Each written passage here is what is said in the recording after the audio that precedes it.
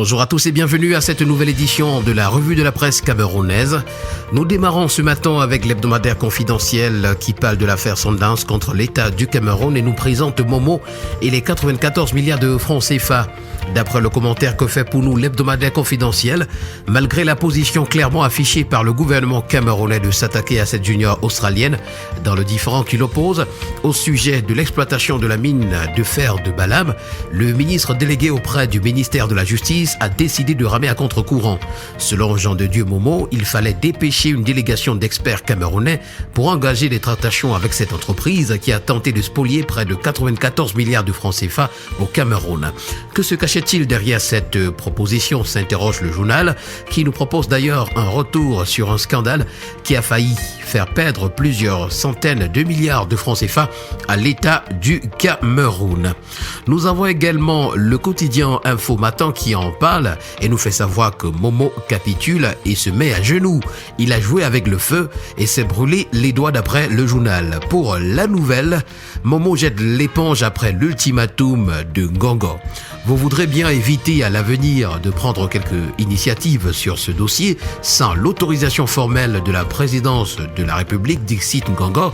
J'en prends acte et m'y conformerai. C'est par ces mots que Jean de Dieu Momo jette l'éponge donc face à cet ultimatum. C'est une information ce matin à retrouver en parcourant la page 3 du journal. Avec le quotidien Le Messager, on parle du RDPC et de la présidentielle de 2025. Les hommes du combat nous sont présentés à la grande une. En procédant à la cooptation sélective de ces bagarreurs de mission, le Messie de 1982 prend de l'avance, renforce les ressources humaines et mène l'offensive sur sa réélection en octobre prochain. Une information à retrouver aux pages 3, 4 et 5 ce matin. Westeco parle également de ses nominations au sein du RDPC et notamment à l'ouest du Cameroun avec 6 nouveaux membres titulaires nommés donc au comité. Personne parmi eux n'a été nommé par hasard. Westeco d'ailleurs vous livre ce matin le projet de Paul Biya au sujet de Njoya Zakariaou, né aussi Emmanuel, Maminyanga et les autres. Le journal nous propose également la liste des oubliés probatoires. Et puis obsèques controversées de Sa Majesté Tuétué Bokoko. Un étrange tourbillon décoiffe les tentes des officiels lors de l'arrestation du futur chef, nous renseigne le journal Westeco ce matin.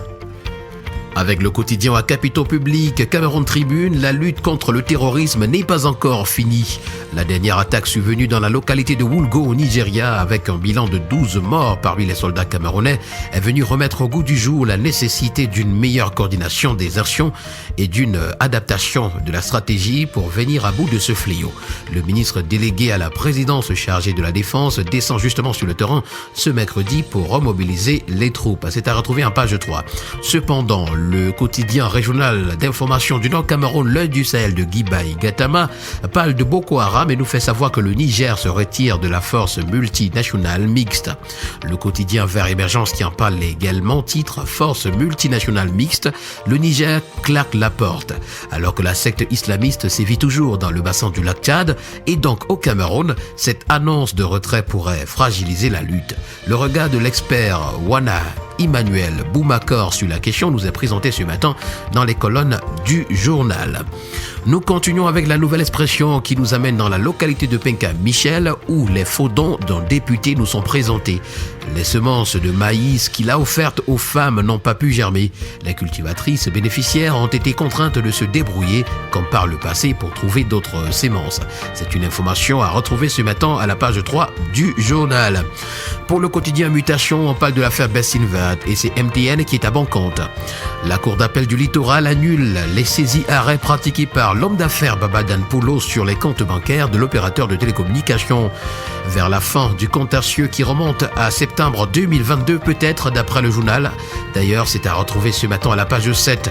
Pour le quotidien bleu d'Aman Mana qui en parle également ce matin, affaire Bessinver, les saisies arrêts sur les comptes de MTN Cameroun sont levées.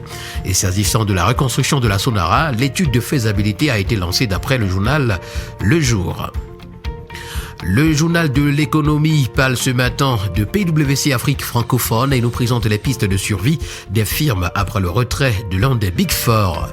À cause des tensions internes depuis des mois, PricewaterhouseCoopers, géant mondial britannique de l'audit et du conseil, a mis fin à sa collaboration avec 10 pays francophones dans le Cameroun.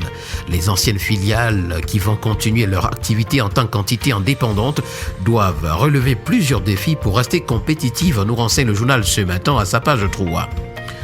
Avec le journal de l'économie et des finances Ouest-Eco, ce matin on parle de la Banque des États de l'Afrique centrale et puis on s'interroge à la grande une, la hausse exponentielle des primes suffira-t-elle à ramener la sérénité?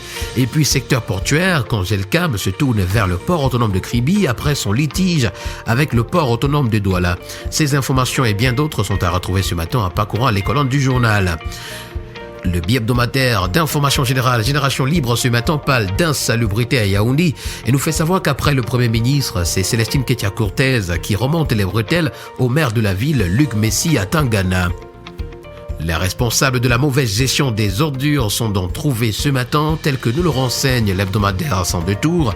Les maires et les maires de ville sont au banc des accusés. La question est depuis lors tranchée par les dispositions de la loi cadre sur la décentralisation, nous renseigne l'hebdomadaire Ce Matin. Un autre hebdomadaire qui nous permet de poursuivre sereinement ce périple ce matin, c'est Expression économique qui parle de roadshow et c'est le ministre des Finances qui est en VRP au Royaume-Uni et aux États-Unis. Louis-Paul Motazzi, le ministre des Finances, est rendu il y a quelques jours à l'étranger pour rassurer les investisseurs internationaux. C'est une page 3. Le journal Repère parle de présidentielle de 2025 et nous présente ce qu'il qualifie de jeu trouble des évêques. La conférence épiscopale nationale enrhume une fois de plus la scène politique. Dans un document, d'après le journal intitulé Lettre pastorale des évêques à l'occasion de l'élection présidentielle et des élections régionales de 2025 au Cameroun, ces prélats se substituent à la Constitution en fixant les critères d'éligibilité à la magistrature suprême. Une dérive de trop au moment où la société civile et d'autres chefs religieux multiplient des appels pour un scrutin apaisé, inclusif et transparent. Avec le quotidien Econews ce matin, on parle de la Nationale 10 et la traversée de Berthois. Des primes qui font grincer les dents sont à retrouver à la page 4. APME et PME camerounaises à son autre une ce matin, déjà 63 conventions d'agrément signées. La voix du consommateur pour sa part, s'agissant de contrefaçon, nous présente des lunettes médicales dangereuses.